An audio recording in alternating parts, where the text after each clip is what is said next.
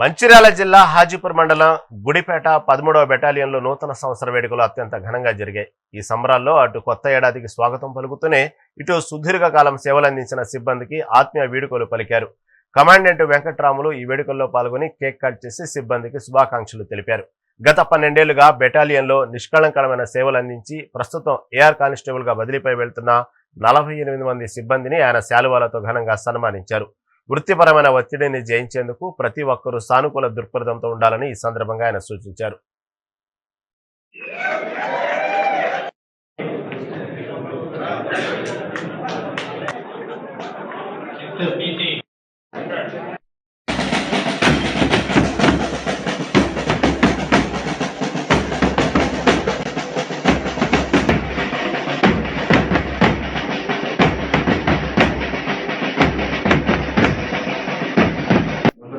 శుభాకాంక్షలు.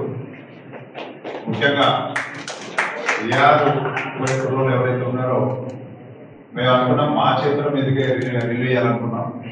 అది కూడా జనవరి 1 రోజు రిలీవ్ చేయడం గొప్ప అవకాశంగా భావిస్తున్నాం. చాలా మంది పాపం రాదని చెప్పి భయపడిపోయారు. మరి వెయిట్ ఫర్ ది ఆపర్చునిటీ. రేపు మనది అని పాజిటివ్ థింకింగ్ ఉండాలి. ఖచ్చితంగా వస్తుంది. మరి ఒక ఈ రోజు కాకుండా రేపన్న స్టేషన్కి రావాల్సింది. సో అలానే వచ్చేసింది.